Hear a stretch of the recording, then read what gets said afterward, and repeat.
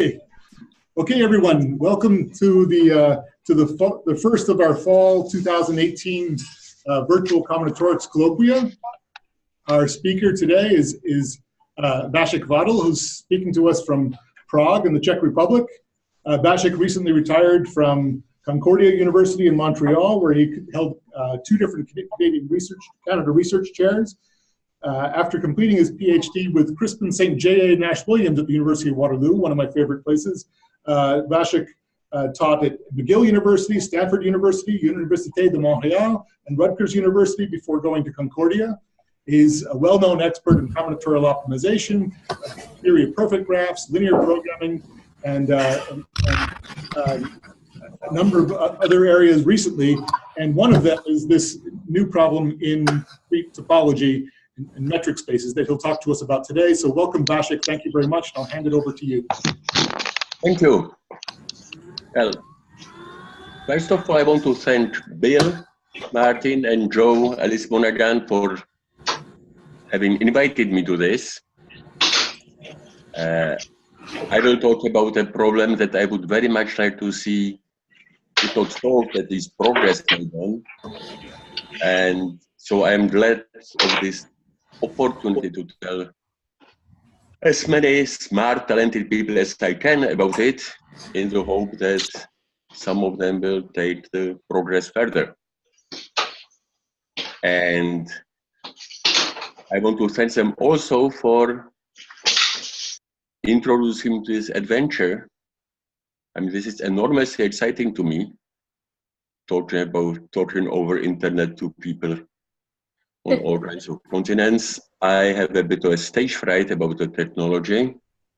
I'm waiting for Murphy's Law to kick in any moment. We'll see if it does.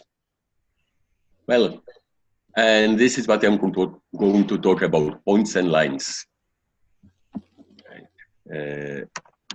And one of the oldest theorems about points and lines is the Pappus hexagon theorem. Let's see if I can show it. It's illustrated here behind me in the painting. And that is a theorem from the 4th century. And that is a theorem I am not going to talk about. A little more recent theorem from the end of the 19th century originates with a man who gave us matrices. He asked this question, or issued this command, if you want. You can read it yourselves, but won't hurt if I read it too. He asked to prove that no matter how you plop finitely many points in the plane, you will always find two such that the line passing through them contains only those two of your chosen points, unless, of course, they are all on the same line. So he published this question in March 1893, and a solution appeared, which is remarkable for a number of reasons, 3 reasons really. One is how quickly it came. 2 months elapsed before the solution appeared. Then it's remarkably crisp, short. And the 3rd reason is that the H.J. Woodall, ARCS, managed to cram 2 errors into 4 lines. That's an achievement. We don't know if Sylvester had a proof. We do know that the statement is true. It was proved by Galay, whose name was then still Grünwald, Tibor Galay, in the 1930s. And this is the theorem, the Sylvester-Galay theorem, that I will not talk about either. I will talk about its corollary, pointed out by Ardèche or observed by Ardèche. And this is really a fairly immediate corollary. To deduce it from Sylvester-Galay, you look at your points which do not lie on a single line. Galai assures you that two of them will determine a line which doesn't pass through a third line. So take them, rip one of them off, concentrate on the remaining n-1, and by induction, either they determine at least n-1 lines, in which case this green line that you see here, this green line, is an extra line because it doesn't pass through any of the points in the oval, right? Any of these. So in that case, you are done. You have got your n lines. The only other possibility is that these n-1 points lie on a single line, in which case you have this sort of configuration known as near pencil, and that has got n points, n lines. By the way, if you go over the proof, you can also deduce that the near pencil is the only optimizer, the only configuration which will have precisely n lines. Right. So that is my starting point. I don't know if you can see the top of the screen. I cannot, but well. So this theorem, people often and erroneously refer to as a okay, De Bruijn-Erdős theorem, and the reason is that De Bruijn-Erdős proved a theorem which generalizes the hell out of this geometric theorem. The combinatorial generalization goes like this. Nothing to do with geometry, really. Your set E is capital E, is the family of your lines. The only thing you want from them is that none of them is the whole thing. None of them contains all endpoints, and every two distinct points belong to precisely one line, which is U in the geometry case. Well, and then the same conclusion holds, and among the minimizers, there is a near pencil as before, but a new one appears. Because now you also have access in this more abstract combinatorial setting, you also have access to finite projective planes, right? And a finite projective plane has all the family of its lines has all the properties required of E, and the size of E equals the size of V. So it's a sin to call the theorem in the red frame at the top of the screen, this one, Bruijn-Erdős theorem. And I apologize that I have been committing that sin myself. I didn't know any better then. Well, that's it. I will not apologize any further, but it's a heartfelt apology. Other people do it too. And this is, by the way, the reference, 1948. And as we have seen, the real De Bruijn-Erdős theorem is a far-reaching generalization. The statement in the red frame is just the tip of an iceberg. And here is a question that motivates, that is central to my talk now. And a possible answer is here. My friend Xiaomin, whom you could have seen a moment ago, who is watching this from Shanghai, and I asked this question. And to make sense out of the question, I have to tell you what we mean by lines in a metric space, right?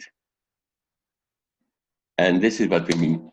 When you think of a line in the plane, line AB really consists of 5 parts, A and B, and everybody to the left of A, everybody in between A and B, and everybody to the right of that. And these properties of X, Y, Z can be stated in terms of distances.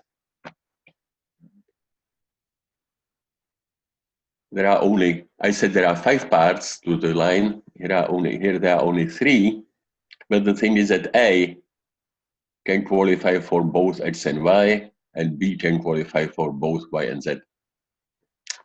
So lines in the Euclidean plane can be defined in terms of distances. Well, you can take the same definition and apply it to an arbitrary metric space. And that's how Xiaomin and I define lines.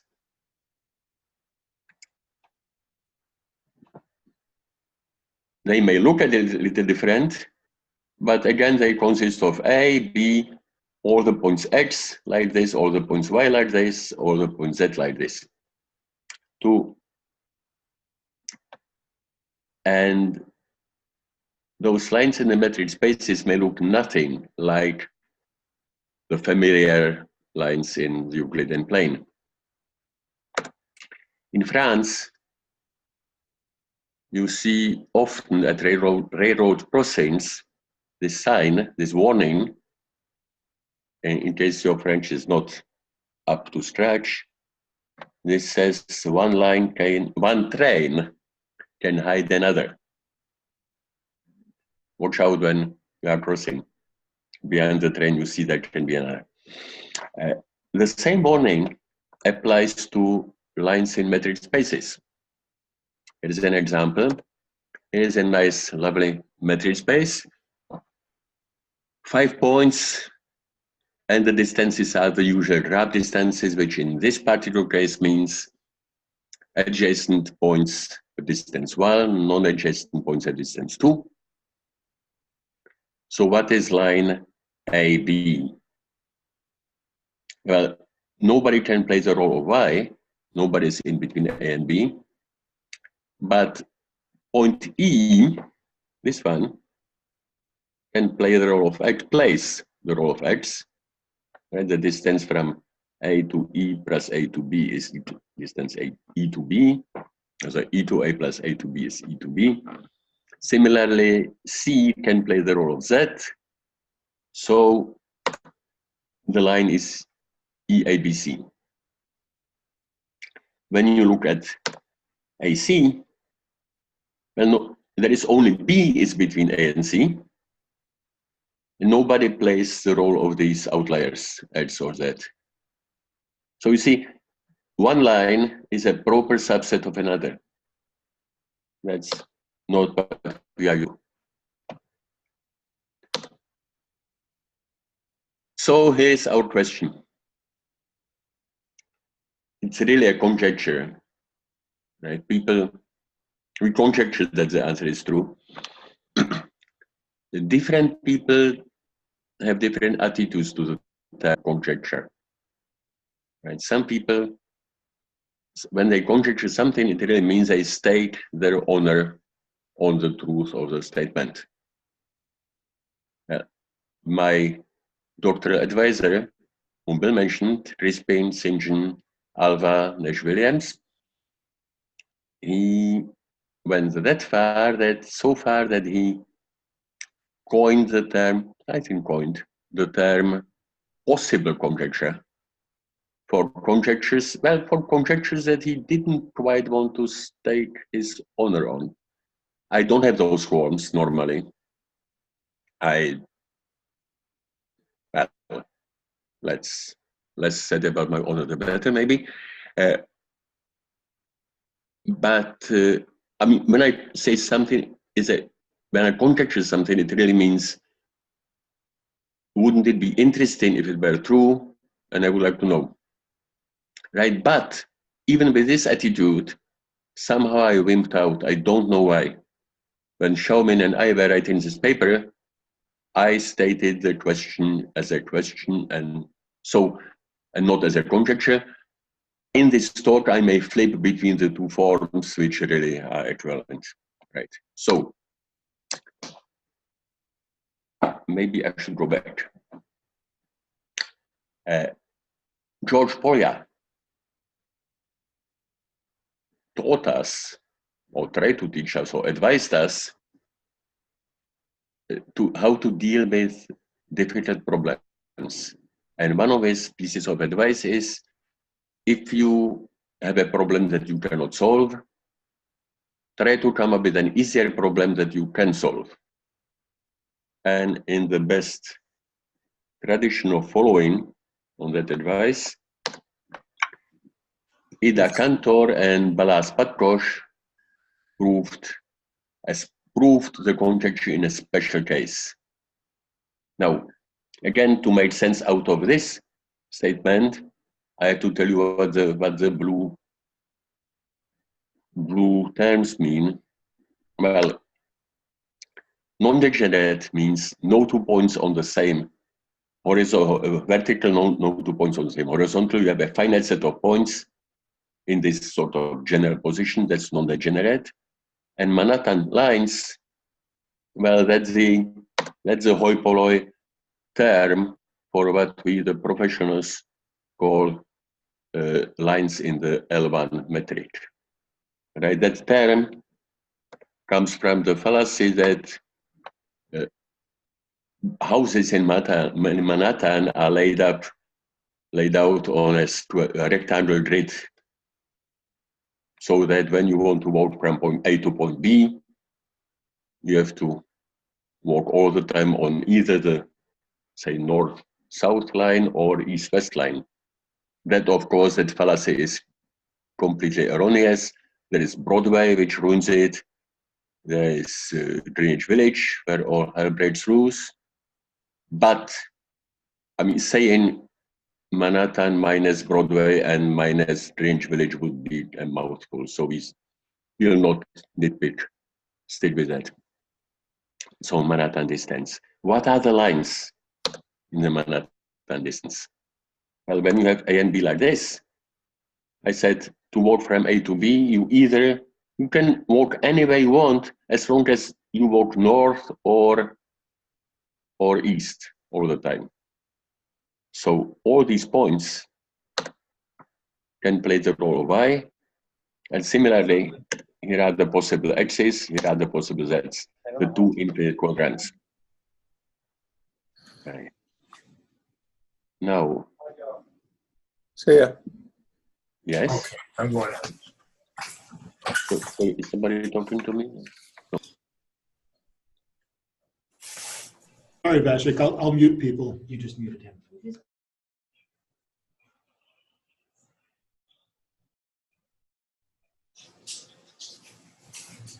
I hope not. I'm unmuted by voice. Lovely, great, fine. So, the picture I just showed you is a picture of a Manhattan line in case there is no degeneracy. Right? So those are typical Manhattan lines. If your group is degenerate, if you hobnob with people who live on the same avenue, on the same street, then lines will look a bit different, a lot different, right? The X and Z, rather than being quadrants, will be half planes. So this is a hint for why Ida and Balázs need the non-degeneracy assumption. Right. Well, still, that assumption is a bit of a thorn in our collective side. It would be nice to prove it without it. Well, in their paper, they also have partial result for general, degenerate, even including degenerate cases.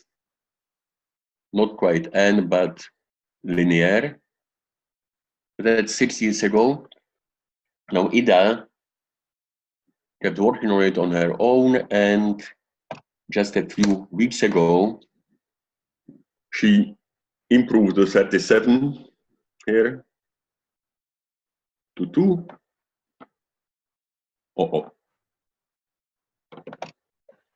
To 2. Well, here.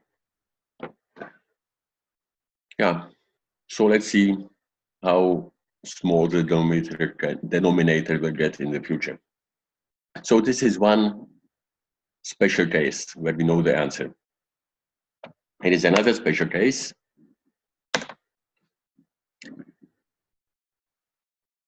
Right. Not, well, judge for yourself what you think of it. Well, Porja's precept, his advice, to look for an easier problem that you can solve, can be turned around and sort of dualized. You can also say, look for an easier problem that you still cannot solve. Look for a problem that is just beyond your capabilities, but just. And well, that may provoke you into rising to that challenge. And once you solve the problem that you couldn't solve before, well, you learn something and progress is being made. So what would the dual precept say here? Well, look at cases when the spectrum of non-zero distances is smaller, not just 2, but say 3 to begin with.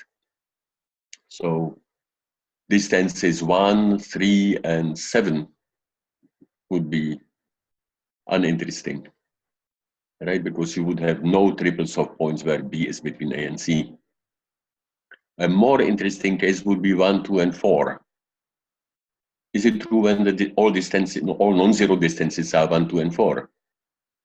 As far as I know, nobody looked into this. Another interesting case is when all the non-zero distances are 1, 2, or 3. People did look into this and didn't quite prove it there, but have a partial result. By the way, of course, these two lower bounds, n over 15 and omega of n to 4 over 3, are incomparable. Doesn't really need to be emphasized, but it may not have to emphasize.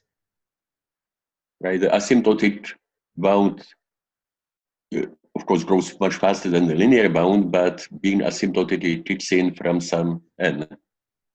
So there is a point to quote in both.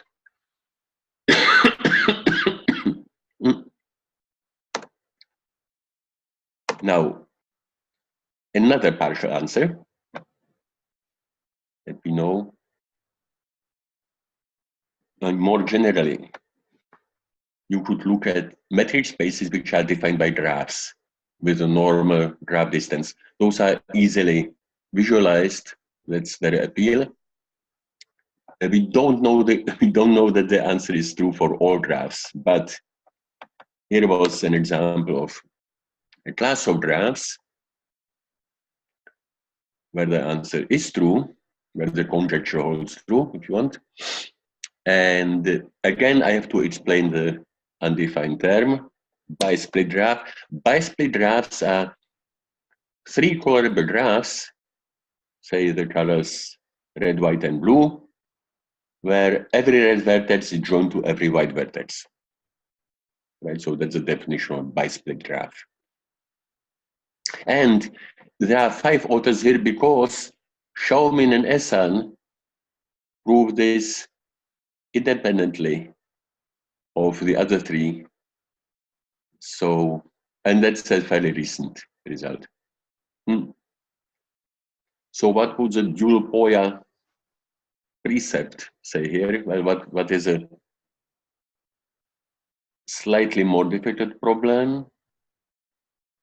Well, all these bisplit graphs are comparability graphs, right? Meaning, we all know, just in case somebody doesn't know what's a comparability graph, means we can assign arrows to edges in such a way that every two arrows in a series complete to a transitive triangle. And here's the assignment is clear. You orient all edges from left to right. So the only way you can get two edges in series would be go from here to here and from here to here. But then, of course, that completes the transitive triangle. So prove this for comparability graphs. That would be the next challenge. And by the way, I will be saying de Bruijn-Erdős property for the obvious thing, which is either, no, not either. There are at least indistinct lines, or there is a line consisting of all endpoints. Just terminology, de Bruijn-Erdős property. Here is another class of graphs, and slightly older result, where we know the answer is true. Chordal graphs, right, also known as triangulated or rigid circuit. Every side has a chord. Right. So that's a class of graphs. What challenges does this result suggest? Well, all these graphs are household domino free. House is a complement of P5, right? There's a square with a triangle on top. Whole in this context means any cycle with like chordless cycle of length at least 5. Some people also mean length 4. That's not the case here. So whole chordless cycle of length at least 5. And domino is a hexagon with a long chord, with a thin long chord. Or if you want, two squares glued together along an edge. Right. So household domino free graphs are a proper superclass of these graphs. Right. So obvious challenge, prove the conjecture for those. And this result, in fact, introduces a common theme of making up classes of graphs from prescribed building blocks by prescribed operations, right? So in this case, the question which suggests itself is, do substitutions in general preserve the de Bruijn-Erdős property? If you have two graphs with a de Bruijn-Erdős property and substitute one for a vertex in another, do you get another nice graph, well-behaved graph? Well, we don't know. And we don't know even in the simplest cases of substitution, which are substituted in a graph with two vertices, right? Which means making twins. You don't know what happens when you split a vertex into non-adjacent twins. We don't know what happens when you split into adjacent twins. And the other operation, well, there is not much to say there. We don't know whether that operation preserves the de Bruijn-Erdős property either. So, and when we are on this result, I will digress a bit, because the authors of this result made a stronger conjecture than the conjecture made by Xiaomin and myself. And to explain that, I need a couple of terms, couple of symbols for notation. The terms are universal line, that means a line which consists of all the points, and mighty pair is a pair of points that determines a universal line. Universal line is a term which is universally used. Mighty pairs I chose deviously for alliteration because I want to denote lambda, the number of lines, and mu, the number of mighty pairs. And Abulkar and company, sorry, before you get there, in these terms, lambda and mu, the conjecture by Schaumann and myself says this, right? Either there are at least n lines, or there is a okay, there are at least n lines, or otherwise there is a universal line. Now that conjecture is in a way ugly, right? Because it's a logical disjunction of two predicates which have nothing to do with each other, right? It's either one extreme or the other. The Abulkar, Matamala and company, etc. conjecture interpolates between those two extremes. This is what it says. Right? I mean, the bottom predicate implies the top predicate, but not the other way around. So that's a stronger conjecture than our conjecture, but in a way prettier. And sometimes stronger conjectures are easier to prove. For instance, if you go by induction, although I don't see what role induction, how you could get foothold for induction here. And Abulkar and company proved, actually, it is a theorem that we had before on the previous slide. They proved a stronger theorem. They proved not just our conjecture, but the red conjecture. So, digression over. Well, how else could we follow Polya's advice? So far, I've been reviewing results where you prove the conjecture for special metric spaces. You could also say, let's prove as a weaker statement for all metric spaces, right? Rather than proving that without a universal line, you have to have at least n lines, let's prove that without a universal line, you have a number of lines which rose to infinity, right? And here is a theorem in that vein, the best we know, square root of n order of magnitude. And when you do graphs, you can do better. Now, 4/7 is more than 1/2, right? So, and while we are on the subject of graphs, as I said, we don't know whether or not our conjecture is true for even in the case of graphs. There is also another conjecture about graphs. And here we are again in the situation I commented on a while ago, which is you have two conjectured lower bounds. This one grows asymptotically farther, asymptotically faster than that one, but again it kicks in only for big N. Now, both of these conjectures are true for special graphs that we have seen. Examples, here is a very easy exercise. When you look at complete multipartite graphs,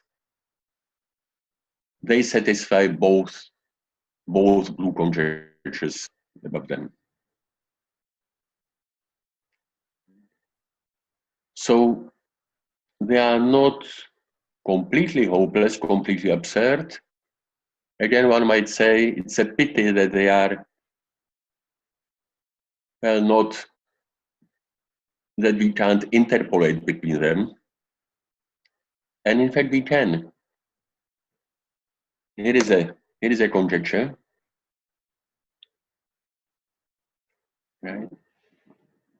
The conjecture is that, well, what it says. The conjecture is that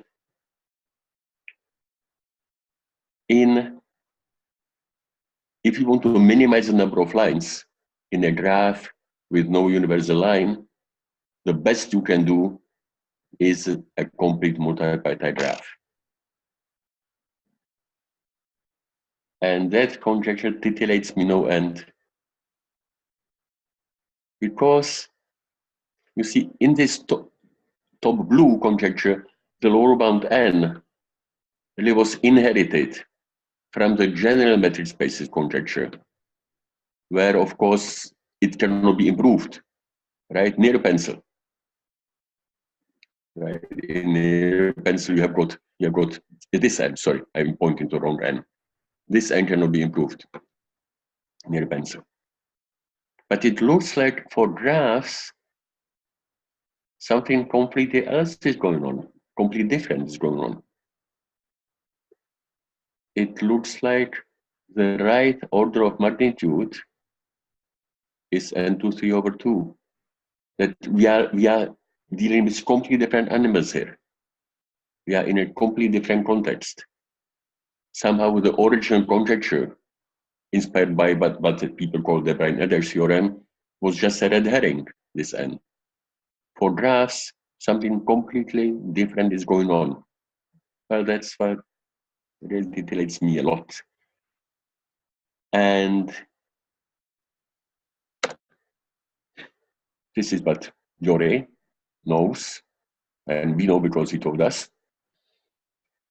And the interesting thing, one interesting thing, is that the complete multipartite graphs are not the only minimizers.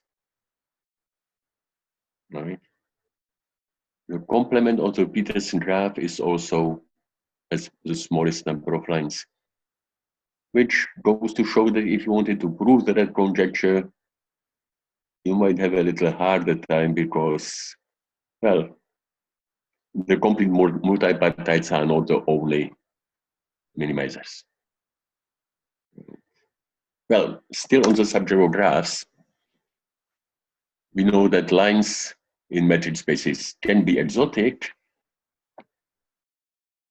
Xiaomin and his friends proved that in almost all graphs, they are not exotic in this sense. A line cannot hide another in almost all graphs.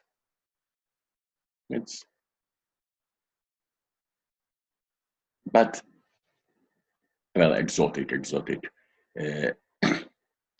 What we are used to in Euclidean space or Euclidean plane is more than this statement. We are used to lines which have a stronger property. Every two lines meet in at most one point. So these authors also asked themselves, when are the graphs really mundane in the sense that every two lines meet in at most one vertex? Well, just to keep the suspense a little longer, one way that lines can be mundane is that each of them has only 2 points. Right? And that happens for complete graphs. So complete graphs pass here. Another possible reason why the top property is held is that there is only one line. Every line is universal. Well, the path has it. Right? In the path, every 2 points determine the whole thing. And apart from the path, and that's easy to prove, there is also the C4, the cycle with 4 vertices, or chordless cycle with 4 vertices. Right? Every 2 points determine the whole thing. Well, the theorem says that that's the only way the graphs can be mundane.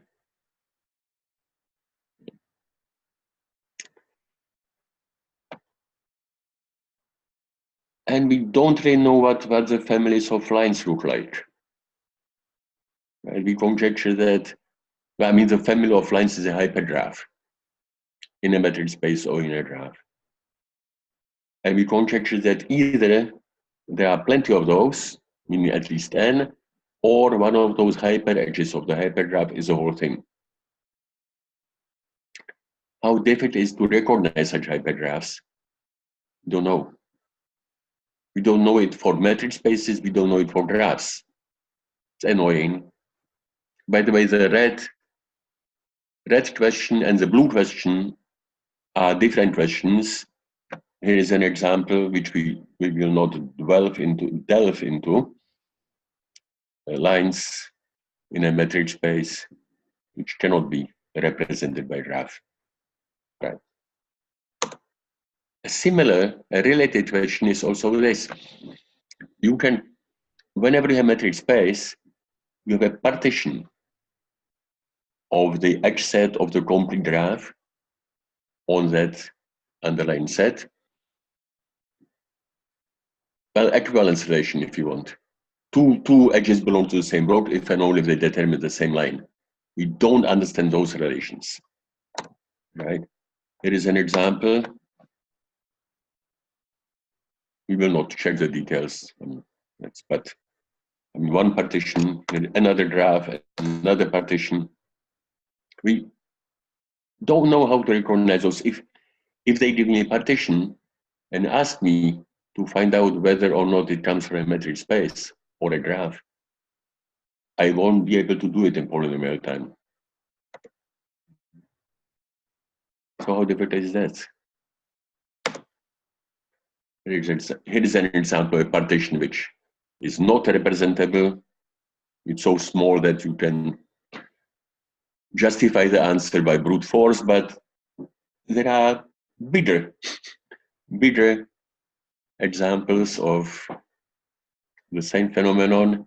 And even here, I mean, I don't know any, for this particular partition, I don't know any neat, elegant argument which shows that doesn't come from a metric space. Yeah. And I have been talking about special cases of the conjecture, restricting the conjecture. Now let me go in the other direction. How could we generalize it? Well, here is a key to the generalization. We can restate the definition of the line, and we say it more simply.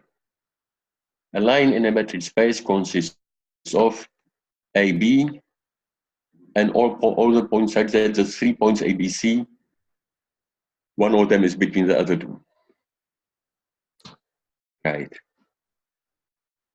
So really, when we talk about lines in a metric space, we can access the metric space. It's enough to access the metric space through this 3 uniform hypergraph.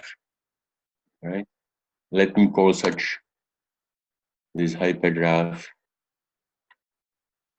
metric.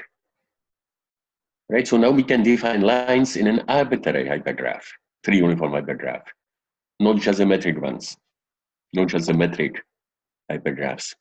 Now, so our conjecture says that in every metric hypergraph, you have got at least n lines, unless you have got a universal line. Now, what's the point of insist on metric? Wouldn't it be true if for an arbitrary 3 uniform hypergraph? And here the answer is resoundingly not. Schaumann and I have a construction which shows that even without the universal line, the number of lines can grow more slowly than any power. It's also true that it will grow to infinity, but we can't do anything better than log n.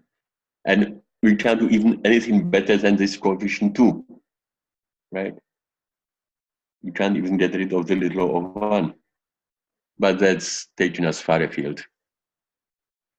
These hypergraphs from that construction are, of course, not metric, right? Because if one of them was, then they would be counterexample to the Chen-Chvátal conjecture. And we know that I mean, we have infinitely many of them, and we know that none of them is metric because all of them contain a small piece, small induced subhypergraph, which is not metric. That's how we know. This is a question we don't know the answer to.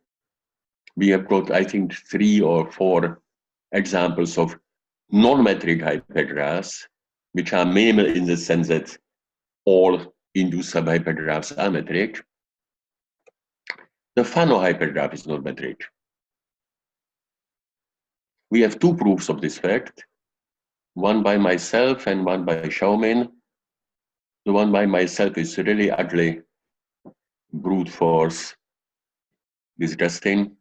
The one by Xiaomin is very neat and elegant, and it relies on a different theorem also by Xiaomin, which is far from trivial. Right? So, and here is a question I would like to close with, because even if you don't care about lines in metric spaces, even if you find them contrived, I think the notion of metric hypergraphs is easier to accept as interesting basic, right?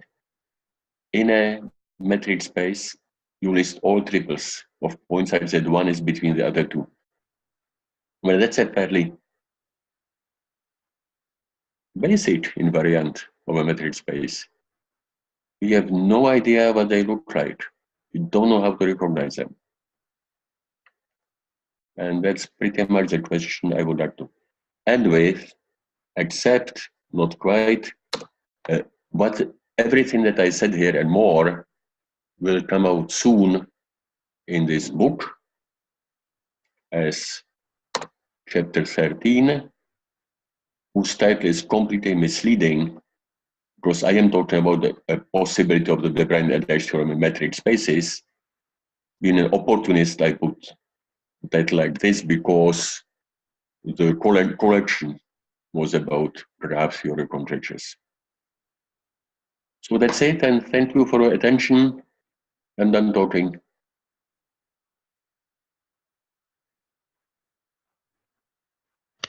Thank you very much, Vašek.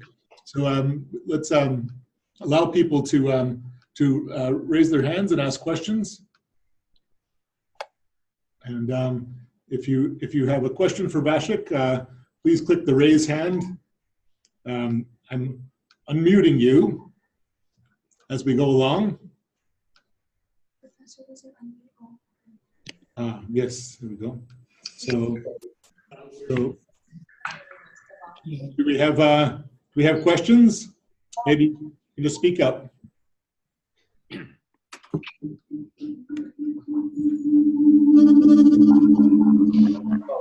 Oh, okay. So people keep themselves muted. So we're handling questions here. So I have a simple question for Vašek as we get started. So Vašek, if I take the metric space of the unit sphere, and A and B are the North Pole and South Pole, what is the line joining A and B? The whole sphere. The entire sphere. Okay. The whole sphere, the entire sphere. Okay. So that will not be a counterexample to our conjecture. Okay. So I'm looking for people with their hands raised, and you can click raise hand if you have a question for Vašek, or you can just speak up if your microphone is unmuted. Next question.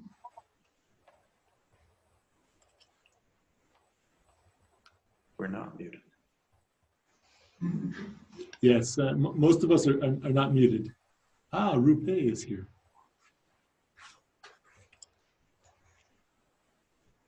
Any questions?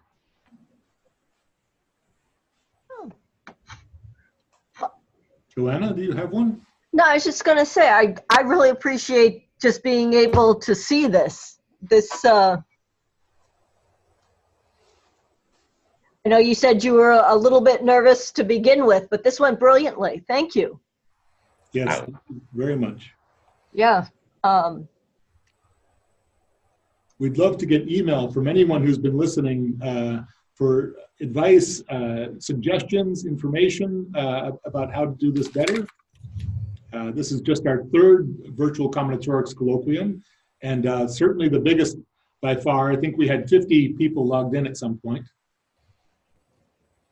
May I say something? May I say something? Of course, yes.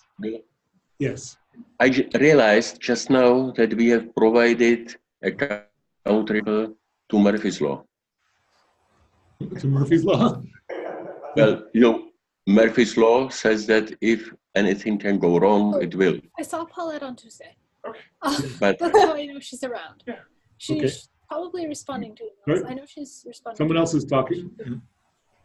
Oh no, she responded to email as early as Monday. Someone is talking. I don't know.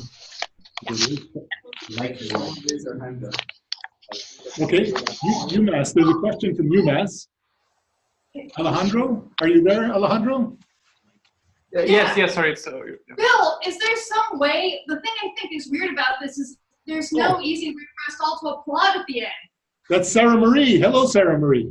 Hi, Bill, Yes. I'm up here at UMass. Okay, very good, very good. Okay, so yes, that's a good idea. How do we do that? So, there we go. We have applause from UMass. Would anyone else like to applaud? check us out from you. I am neighbor.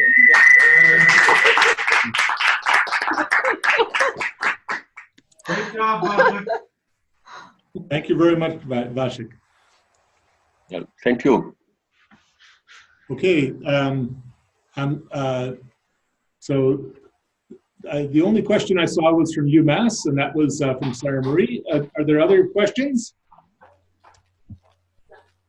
Can you hear me? Yes, we hear you.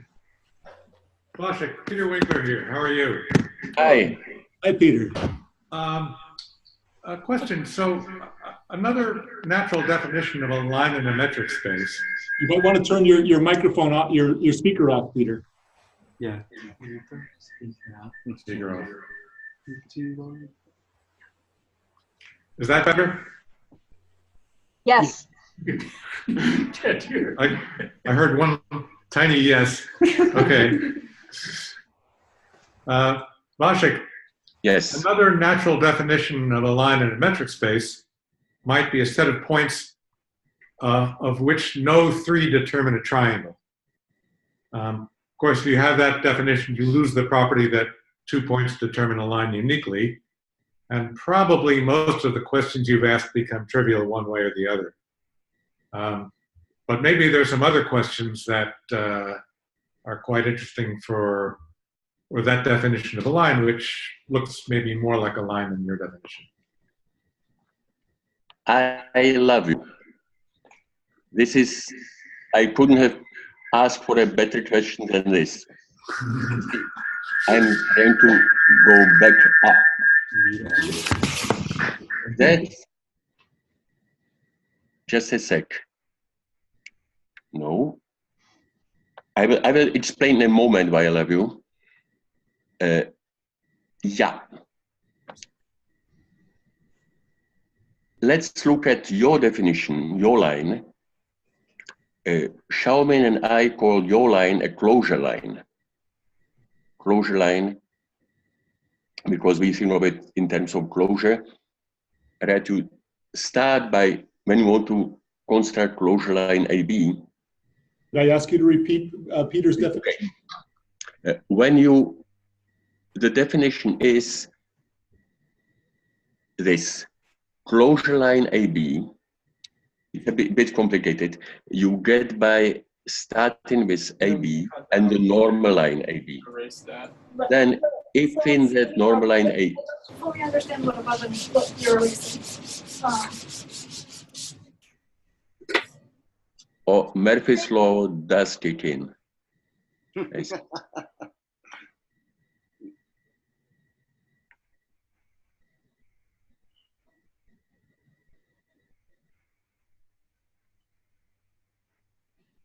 Bill, you're muted if you're saying anything.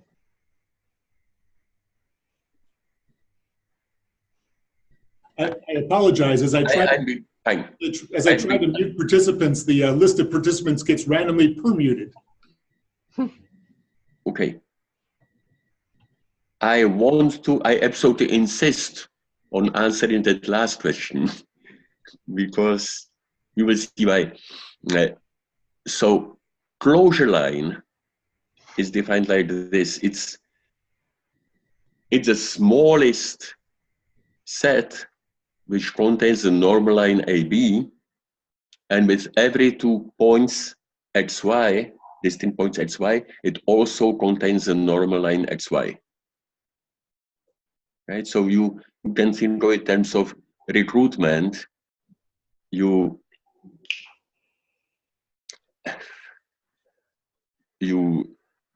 start with a normal line and then you co-opt other points in case you find a point outside what you have, which is in between, which forms which is in between two other points that you do have. Great, fine. Now, in terms of closure line,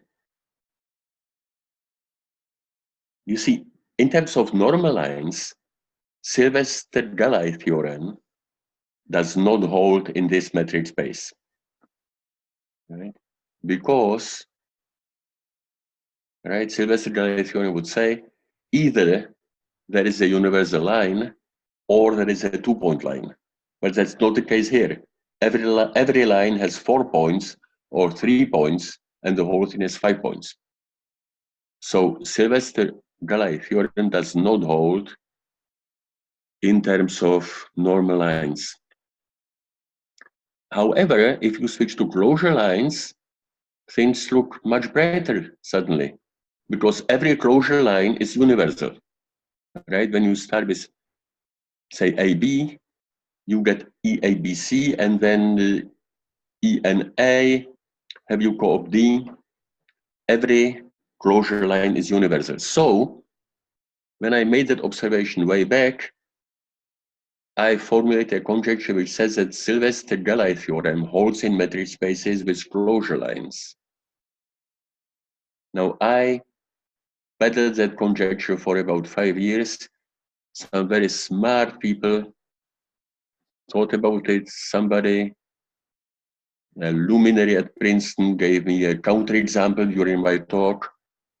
Then we found out it was not a counterexample during my talk. So after the talk, he gave me another counterexample privately. That was also not a counterexample. So anyway, it was a non-trivial conjecture. And after, I don't remember how many years, maybe 4 years, Xiaomin proved it. Xiaomin Chen. And that's a lovely proof, yes. If you go, if you are interested and look up my paper in the collection that I had on the last slide, the proof is there, a sketch of the proof. And when I said the fact that the Fano plane is not a metric hypergraph, well, that follows from Xiaomin's theorem, right? Because in Fano plane, every closure line has precisely 3 points. So Sylvester-Gallai theorem does not hold there. So it cannot be a metric space, metric hypergraph. I'm done talking. And thank you for the question.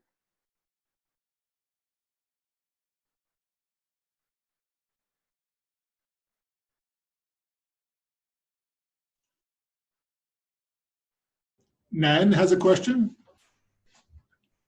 Hi, Vašek. I have a quick question. If a metric space has the Sylvester-Gallai property, does it automatically have the de Bruijn-Erdős property? I don't think so. But, well, we think every metric space has a de Bruijn-Erdős property, right? So if our conjecture is true, then the answer is yes. But there is no